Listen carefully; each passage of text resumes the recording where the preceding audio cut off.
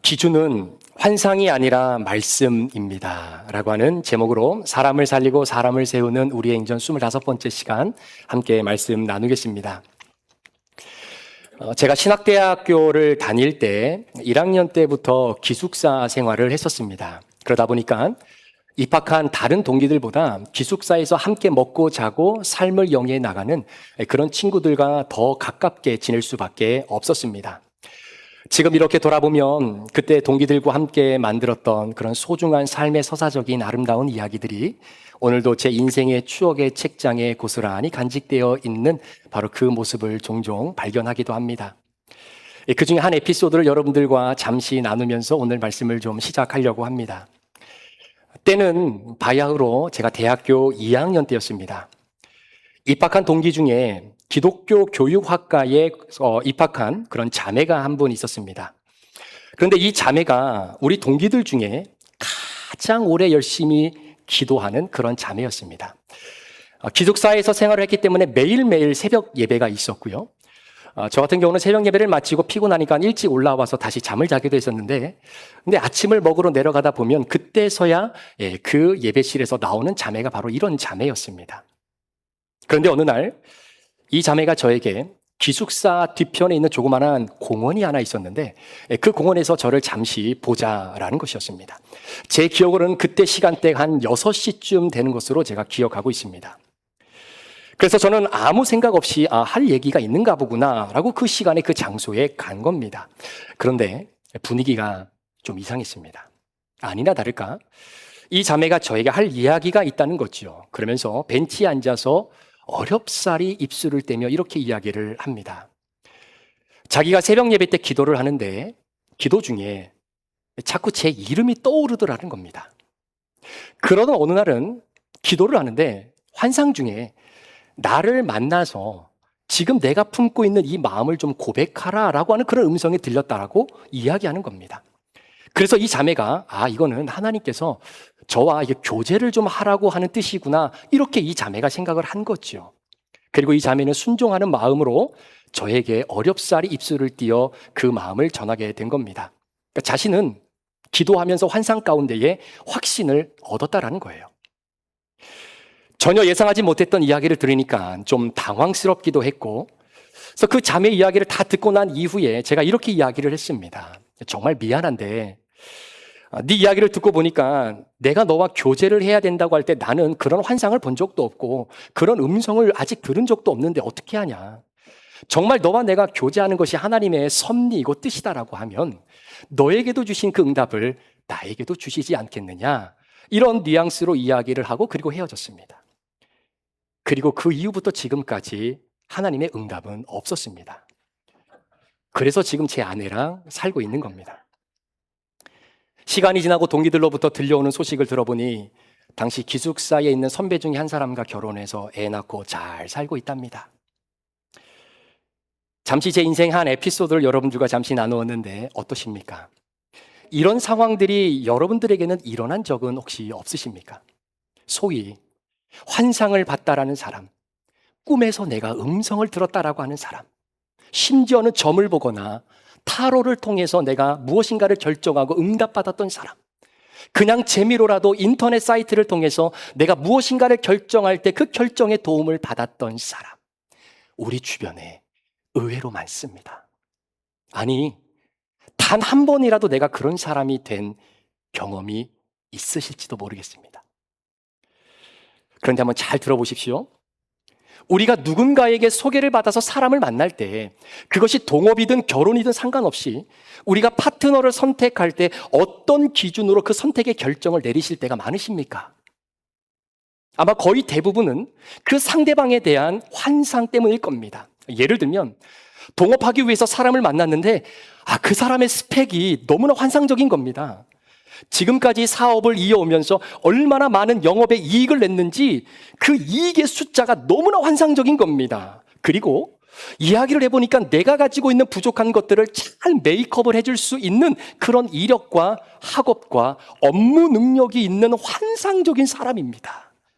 그래서 동업의 파트자로 선택합니다. 선을 받습니다. 그런데 상대방의 외모가 너무나 환상적인 겁니다. 자신에게 대하는 매너라든가 말투라든가 그리고 본인을 배려해주는 상대방의 그 세심함이 너무나 환상적인 겁니다. 게다가 연봉이 또 환상적인 겁니다. 그래서 선택하는 경우가 많습니다. 여러분의 눈초리를 보니 그런 사람이라도 한번 만나봤었어야 되는데 하는 눈초리인데, 여하튼 우리가 어떤 만남의 파트너를 선택할 때 선택 기준의 큰 포션을 차지하고 있는 것이 바로 환상적이다라는 거죠. 그런데 여러분, 우리가 환상에 기반해서 사람을 만나고 사람을 선택하면 그 만남 안에서 어떤 일이 일어나는지 아십니까? 주변에 사업하시는 분들 또 결혼하신 분들의 이야기를 들어보면 환상 가운데 맺어진 동업, 환상 가운데 맺어져서 시작된 결혼 생활에는 한 가지 법칙이 있다라는 겁니다. 어떤 법칙일까요? 환상은 반드시 깨진다라는 거예요. 환상은 반드시 깨진다라는 겁니다. 내가 경험했던 그 환상이 깨지지 않고 영원히 지속되는 경우는 죄송하지만 단 한 번도 없습니다. 여러분, 우리가 인생을 살아가면서 만남이라고 하는 것이 너무나 중요하다라고 모두가 다 인정하는데, 그렇게 중요한 만남을 결정할 때 언제든지 깨질 수도 있는 그 환상을 기반으로 그 만남의 선택을 우리가 결정한다고 한다면 이것처럼 서글픈 것이 또 어디 있겠습니까? 사업 때문에 환상도 하고, 사업도 환상 때문에 하고, 이민도 환상 때문에 오고, 직업도 환상 때문에 선택하고, 결혼의 상대자도 환상 때문에 선택하고, 결국은 그 환상이 깨지고 나면 배신감을 느끼고 삶의 허무함과 공허함을 이겨내지 못합니다. 그런데요, 죄송하지만 환상을 쫓아서 결정하셨다면 그 환상을 쫓은 사람이 실수한 겁니다. 어떻게 중요한 결정을 하면서 환상을 기준 삼을 수 있겠습니까? 이 세상에 이것처럼 어리석고 또 어리석은 것이 없는 것입니다. 이런 맥락에서 오늘 우리가 함께 다루게 된 이 본문을 좀 한번 보려고 합니다. 오늘 본문 23절의 말씀에 보니까 베드로가 살고 있던 집에 난생 처음 본 사람들이 방문합니다. 그런데 좀 이상하지 않으십니까? 베드로가 일면식도 없었던 이 사람들을 믿고 집 안으로 들여보냅니다.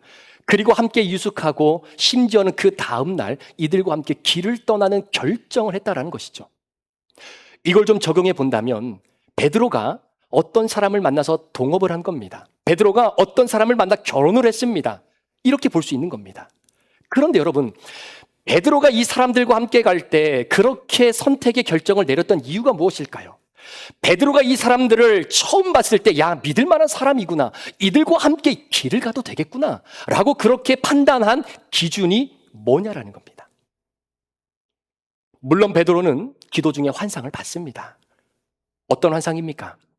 하늘에서 보자기가 내려오지요. 그런데 그 보자기를 열어보니까 율법에 있어서는 절대로 먹어서는 안 될 짐승들, 기는 것, 공중나는 것들로 가득 차 있는 보자기였습니다.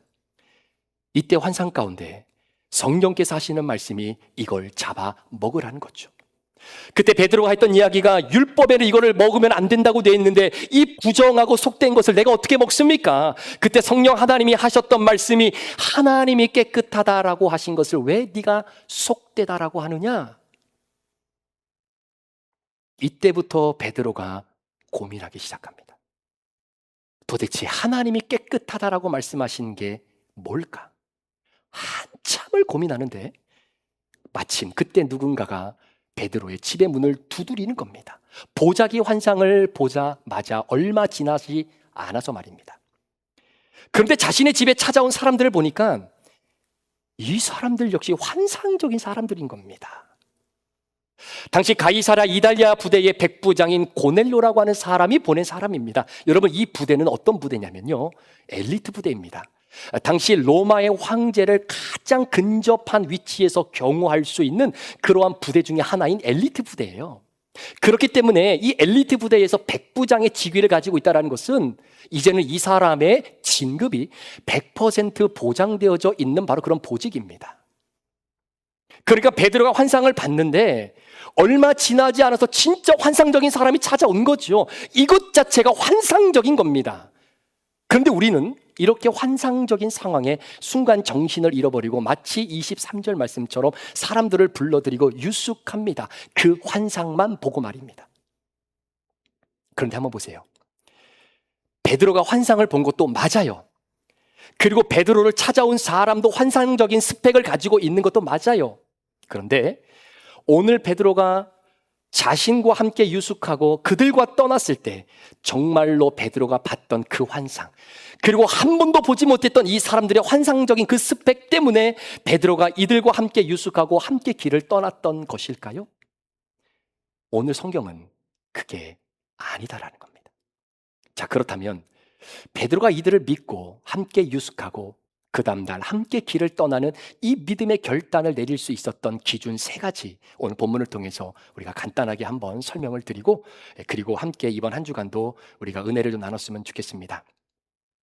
첫 번째로 베드로가 이 사람들에게 믿음을 주었던 결정을 내렸던 첫 번째 이유는 이 사람이 누구에게 배웠는가라는 거예요.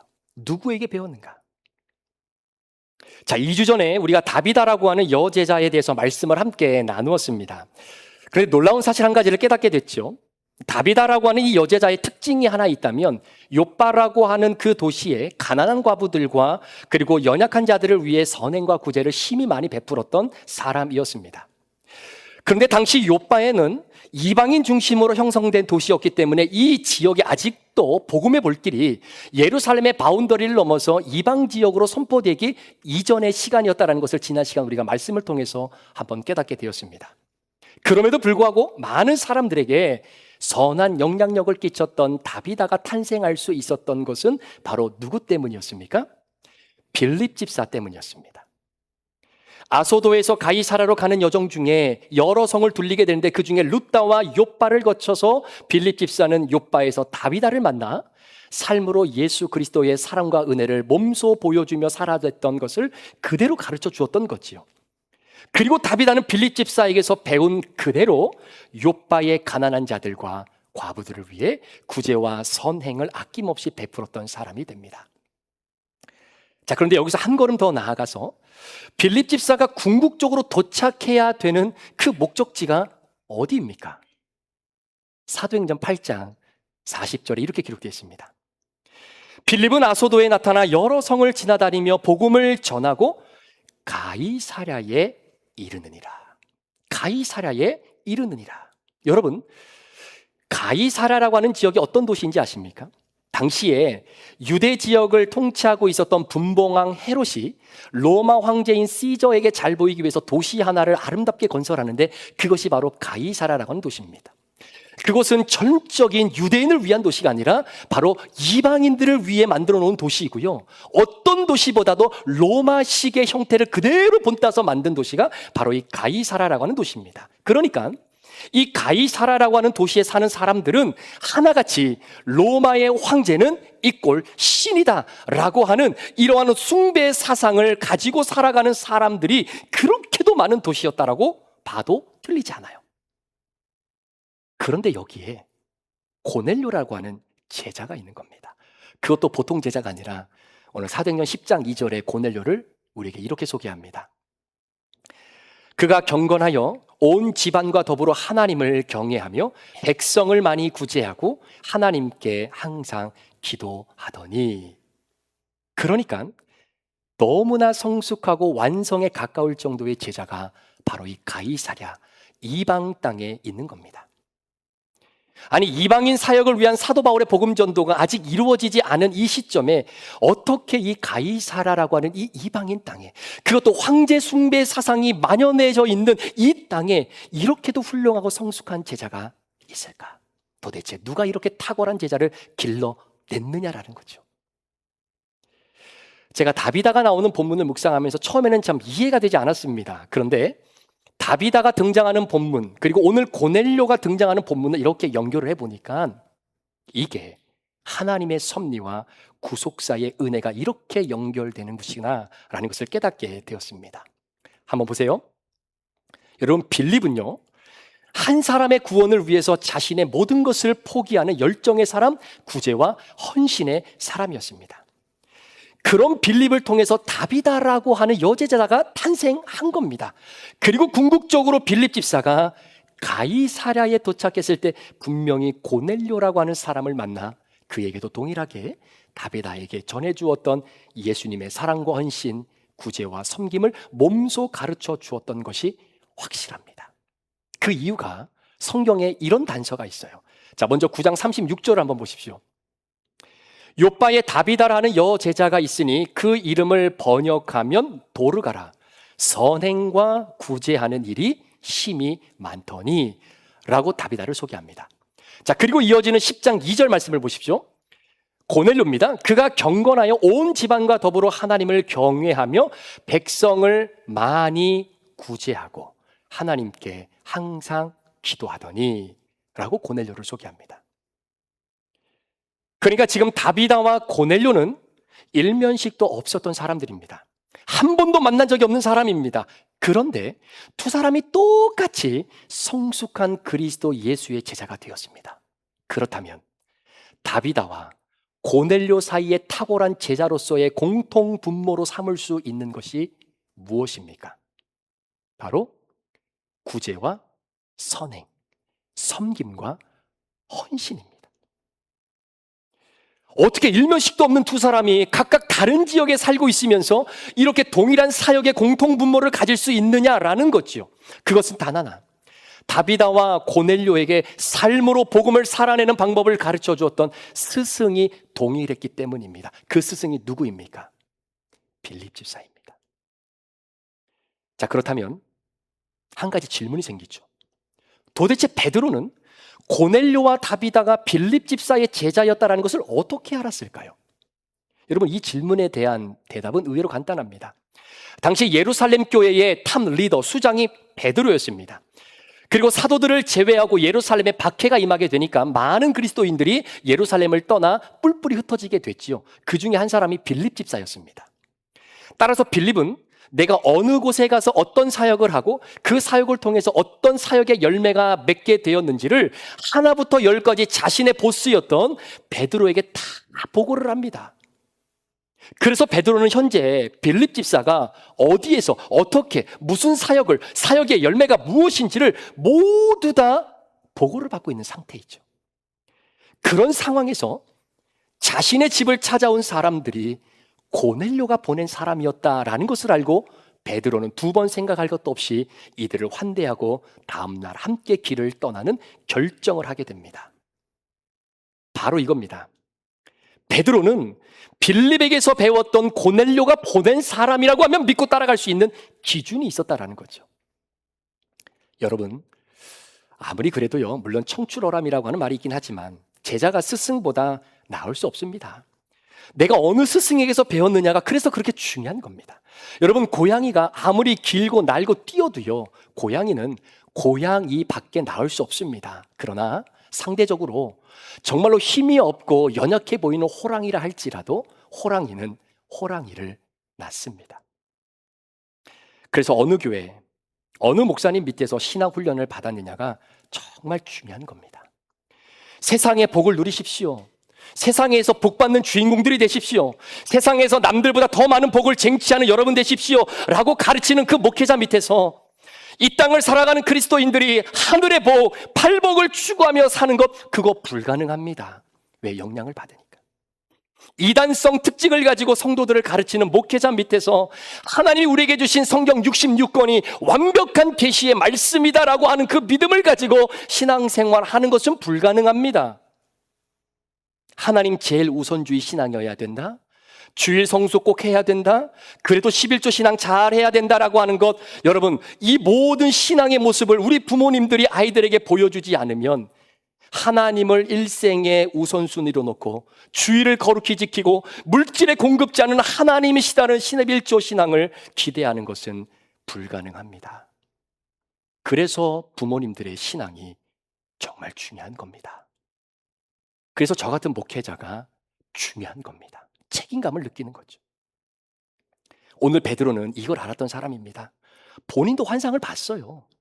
그리고 마침 자신의 집에 찾아온 사람을 보니까 환상적인 스펙을 가지고 있는 사람, 그래서 그 만남 자체가 야, 환상적이구나, 그래서 결정된 것이 아니라, 그 환상이 아니라 그 사람을 바라보고 이것이 누구에게서 배웠던 사람인가, 고넬료를 통해서 배웠던 사람이다라고 하는 기준이 있었던 것이죠. 그 기준을 가지고 그 사람들과의 만남을 이어가는 것입니다. 두 번째로 베드로가 이 사람들을 환대하고 만남을 이어갔던 두 번째 기준은 그건 바로 진실성입니다. 자, 오늘 본문 22절 말씀을 스크린 통해 한번 보십시오. 그들이 대답하되 백부장 고넬료는 의인이요 하나님을 경외하는 사람이라 유대 온 족속이 칭찬하더니 그가 거룩한 천사의 지시를 받아 당신을 그 집으로 청하여 말을 들으려 하느니라 한데, 자 보세요. 베드로가 문을 열고 마주한 사람들은 베드로 인생에서 처음 만난 사람들입니다. 그런데 그 사람들은 고넬료가 보낸 사람들이에요. 그래서 이 사람들이 베드로에게 고넬료를 소개하는데 어떻게 소개하는지 이게 중요한 겁니다. 자, 제일 먼저 고넬료를 소개할 때 등장하는 첫 단어가 어떤 단어입니까? 어떤 단어입니까? 그것은 바로 의인이 아닙니다. 경건이 아닙니다. 칭찬이 아닙니다. 고넬료를 소개하는 가장 첫 단어는 백부장이라고 하는 단어입니다. 여러분, 여기서 고넬료를 백부장이라고 가장 먼저 소개하는 것이 어떤 의미냐면요, 우리가 읽었던 본문 28절 이하에 보면 당시 유대인들과 이방인들은 서로 말을 섞지 않는 관계였습니다. 혹시 말을 섞었다가 유대인들의 눈에 띄면 굉장히 심한 그런 불이익을 당할 수도 있었던 그런 사회적 구조였기 때문에, 그래서 이방 사람들하고 절대로 유대인들이 말을 섞지 않는 겁니다. 그래서 유대인들의 인식 속에는 사람을 두 부류로 나누게 되는데, 한 부류는 유대인, 우리는 선택받아 구원받는 자들, 나머지는 이방인, 너희들이 이 땅에 존재하는 것은 지옥의 불쏘시개감으로밖에 쓰일 수 없는 존재였기 때문에 존재한다라고 이렇게 이해했던 시대였다라는 거죠. 따라서 유대인 앞에서 내가 이방인입니다 라고 하는 것을 가장 먼저 말하는 것이 여러분 득이 있을까요? 실이 많을까요? 여러분, 남들하고 우리가 보통 소개할 때, 나를 소개할 때 여러분 중에서는 내가 가진 부족함과 단점, 내 상처 잘 말하려고 하지 않습니다.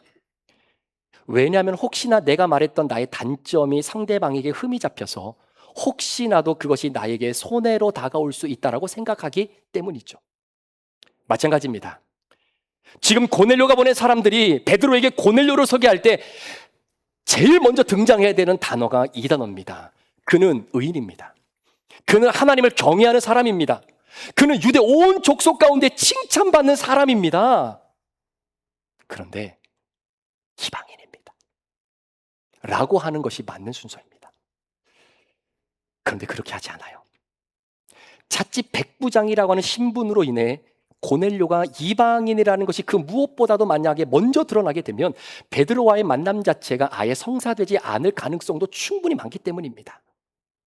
그런데 고넬료를 소개하면서 제일 먼저 말하는 것이 백부장이라는 겁니다. 이방인이라는 겁니다. 나한테 불리한 죄의 고백이 제일 먼저 튀어나오는 겁니다. 이것이 진실한 겁니다. 여러분, 이 땅을 살아가는 사람 가운데 상처 없는 사람 어디 있습니까? 중독에 안 걸려본 사람이 어디 있습니까? 죄 가운데 살아가지 않는 사람이 어디 있습니까? 그런데 상대방에게 자신을 소개하는데 이건 들어봐도 너무나 환상적인 겁니다.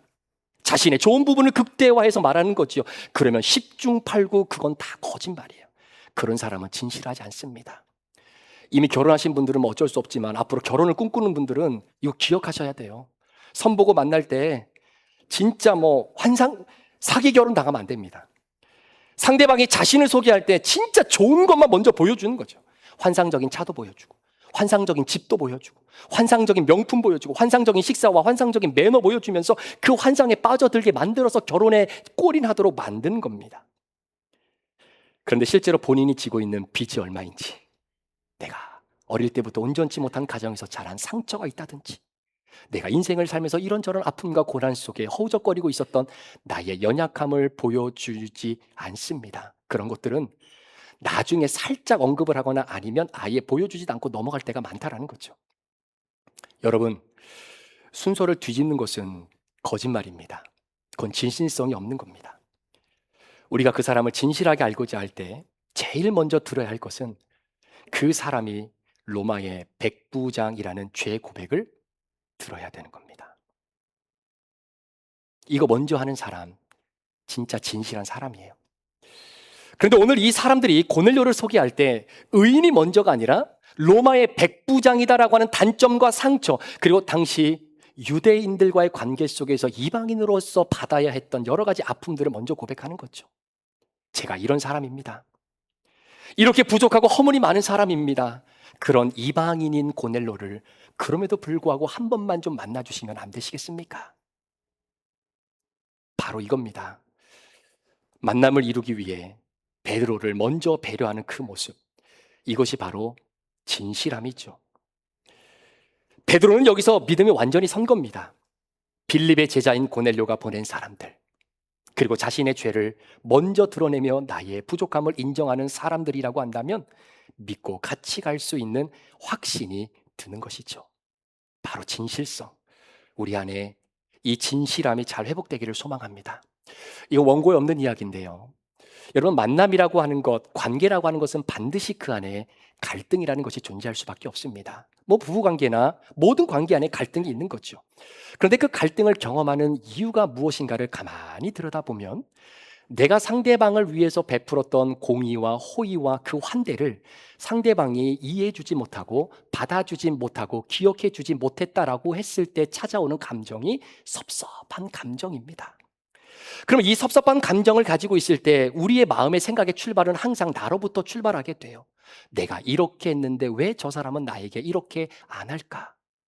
그런데 여러분, 관계라고 하는 것은 반드시 갈등이 존재하지만 그 갈등이 존재하는 것은 관계가 회복될 수 있는 이유가 갈등이 해결되어질 수 있기 때문에 그 갈등이 우리에게 관계 속에 들어오는 겁니다. 그러니까 이렇게 생각하면 어떨까요? 내가 저 사람에게 이렇게 해주었는데 라고 하는 것보다는 이 진실함을 가지고 내가 저 사람에게 섭섭하게 했던 것이 뭘까?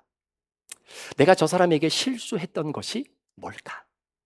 내가 저 사람의 마음에 상처 주었던 것은 혹시 없을까를 먼저 그렇게 생각하게 될 때 그 갈등은 관계 속에서 100% 풀려질 수 있습니다. 그러면 서로가 서로에 대한 진실한 마음을 보여주기 때문에 그 만남과 관계는 더 아름답게 회복되고 진행되어질 수 있는 신실한 관계가 될 수 있는 것입니다. 마지막 세 번째는 베드로가 이 사람들을 믿고 따랐던 이유는 바로 고넬료가 믿음과 삶을 살아내는 실력자였기 때문입니다. 오늘 본문에 보니까 고넬료를 의인이라고 이제야 비로소 소개합니다. 어떻게 이방인이 유대인들로부터 의인이라고 하는 칭찬의 소리를 들을 수 있을까요? 그것은 고넬료가 주변의 가난한 유대인들을 잘 도와주었기 때문입니다. 이 말은 고넬료는 빌립을 통해서 예수님을 믿은 그리스도인이 되었습니다. 그렇다고 주일날 교회 가기 위해서 옷만 잘 차려입고 교회 가서 예배드리고 예배 끝나고 나서는 일주일 동안은 그리스도인이 아닌 것처럼 살아가다가 또 주일날 예배드릴 때가 되면 또다시 교회에 나오는 그런 썬데이 크리스찬이 아니었다라는 거예요. 자기의 돈과 시간을 투자해서 구제와 선행을 감당하는 것을 보면 고넬료는 자신이 지고 갈 십자가가 있다고 생각하며 살았던 사람입니다. 직장에서 일을 할 때 또는 사업을 이끌어 가시다 보면 정말로 갈등을 느낄 때가 있습니다. 어떤 갈등일까요? 그리스도인으로서 내가 이렇게 해도 될까? 이렇게 결정하고 이렇게 업무를 처리하는 것이 과연 하나님이 기뻐하시는 일일까? 우리 성도님들은 이런 배짱이 있었으면 좋겠습니다. 본의 아니게 일을 하고 사업을 하다 보니 부정이라는 것과 손을 잡아야 할 수밖에 없는 상황이 우리에게 찾아올 때가 있지 않을까 싶어요. 그럴 때 지금 당장의 이익만을 바라보기보다는 한 번만 더 생각해 보셨으면 좋겠습니다. 이렇게 하나님이 기뻐하지 않는 방법을 통해 얻은 이 물질에 과연 하나님이 축복해 주실까? 하나님이 기뻐하지 않는 방법을 통해 얻은 이 물질을 사용하는 내 자녀를 하나님이 축복해 주실까? 하나님의 공급하심을 기다리자. 반드시 하나님께서 새로운 길을 열어주실 것이다. 이러한 믿음의 십자가를 지고 살아가는 분들에게 하나님께서 동역자를 붙여주십니다. 그리고 내가 열심히 일해서 흘린 그 땀의 열매를 아름답게 먹을 수 있는 보람된 은혜도 허락해 주시는 겁니다. 오늘 고넬료는 그런 십자가를 지고 살아가는 사람이었습니다. 그러다 보니 베드로라고 하는 사도와의 만남의 축복이 이어지기도 하고요. 그 베드로와 함께 동역할 수 있는 은혜가 형성이 되어지는 것입니다. 베드로가 낯선 사람들을 만나 이들을 환대하고 행동할 수 있었던 것은 이들의 환상적인 모습 때문이 아니었습니다. 베드로가 갖고 있는 성경적인 기준을 가지고 사람을 분별할 수 있었기 때문입니다. 어떤 기준입니까? 이분이 누구에게로부터 신앙을 배웠는가? 이분의 신앙의 스승은 누구이고 그 목사님으로부터, 그 교회로부터 어떤 가르침을 받았는가? 이분은 인생을 살아가면서 자신의 죄를 인정하고 진실된 인생을 말씀 앞에서 살아가고 있는 사람인가? 마지막으로 이 사람의 삶에 내가 짊어지고 가는 십자가가 있는가? 이 기준으로 만남을 분별했던 베드로였습니다. 소망하기는 이번 한 주간 저와 여러분의 삶은 만남이라는 것들로 아마 엮어질 겁니다. 그 만남의 연속선상에서 그 모든 만남들마다 하나님이 지지하시는 그런 만남이 우리 모두에게 아름답게 이어질 수 있도록 오늘 베드로가 우리들에게 보여준 세 가지 기준, 누구에게서 배웠고 내게 십자가를 지고 있는지, 그리고 그 진실함, 나의 부족함, 나의 상처, 나의 연약함을 함께 내어놓고 같이 기도해 줄 수 있기를 소망하는 그 고백, 그것들이 여러분과 저의 삶에 아름답게 펼쳐지게 될 때 우리들의 만남은 환상이라고 하는 것으로 정해지는 것이 아니라 변함없는 하나님의 말씀을 통해서 아름답게 이어져 가게 될 것입니다. 그 놀라운 축복과 은혜가 이번 한 주간 저와 여러분의 삶에 아름답게 적용되어진 은혜가 있기를 예수님의 이름으로 축복합니다. 기도하시겠습니다.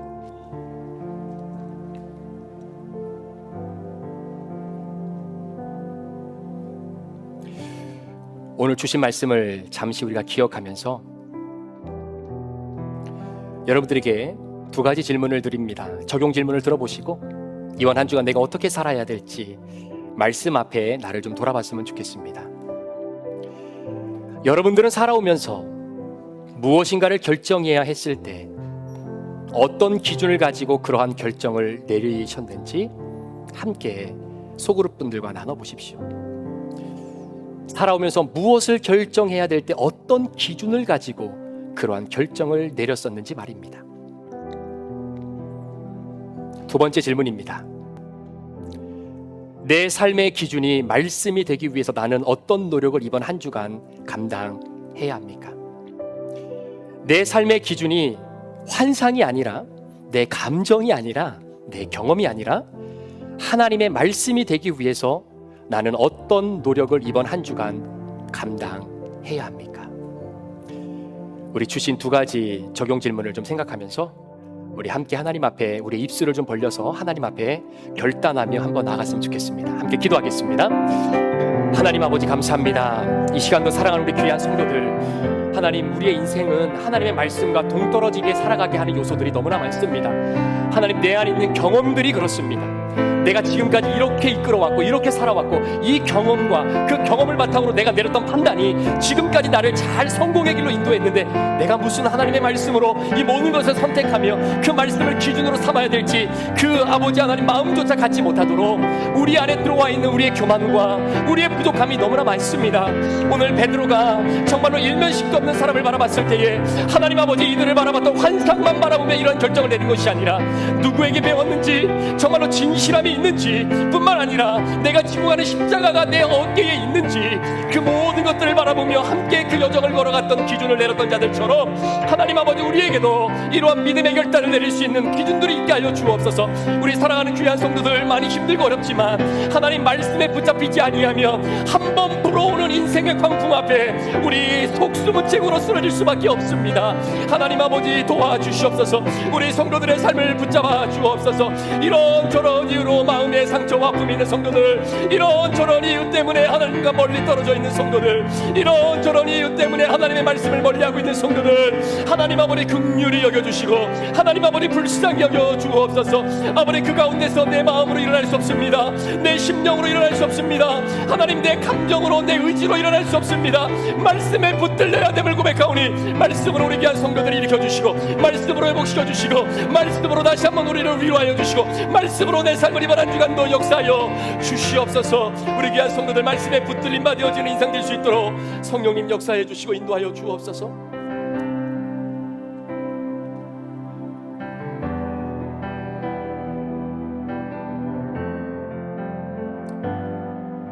우리 함께 고백합니다. 말씀 앞에서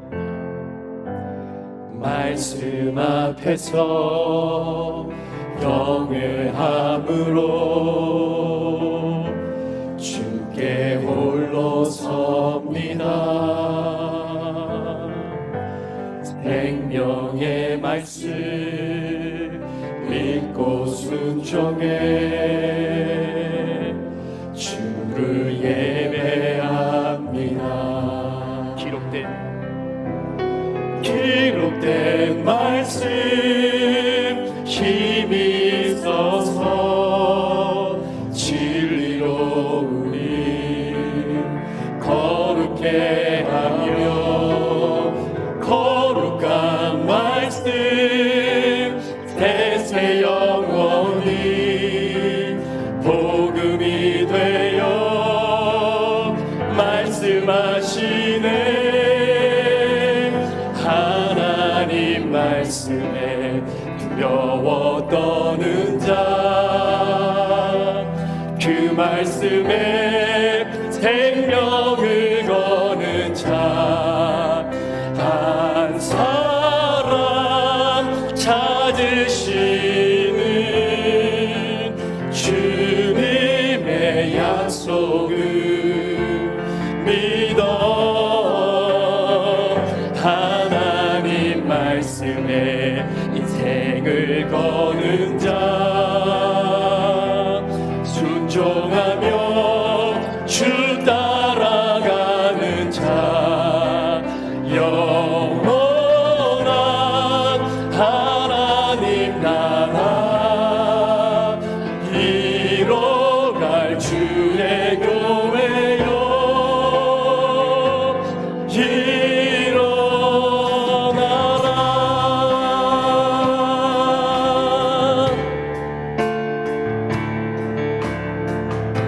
일어나서 찬양하실까요?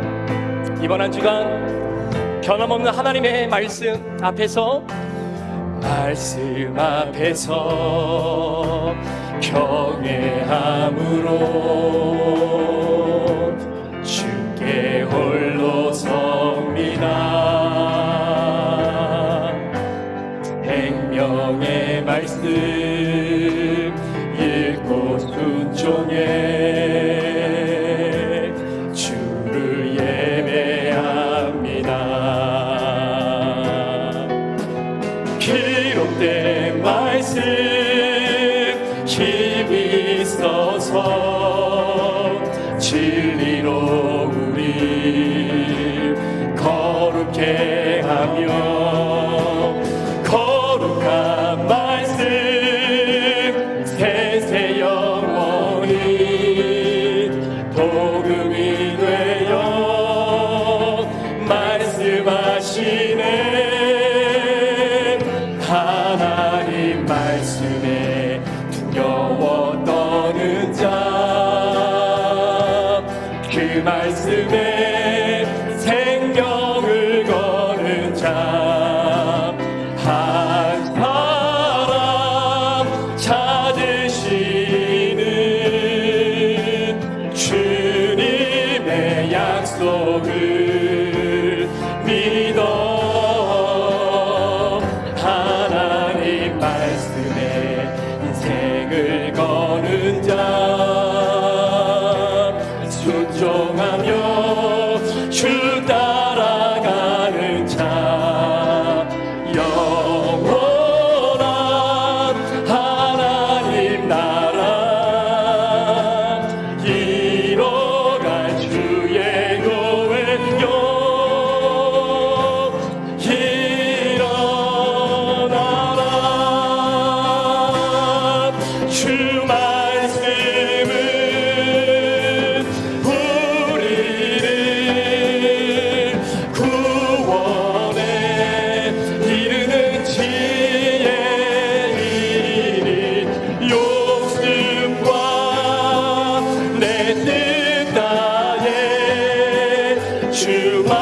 말씀에 복종하라. 하나님 말씀에 두려워 떠는 자, 그 말씀에 생명을 거는 자, 한 사람 찾으시는 주님의 약속을 믿어. 하나님 말씀에 인생을 거는 자, 순종하며 주 따라가는 자, 영원한 하나님 나라 이뤄갈 주의 교회요.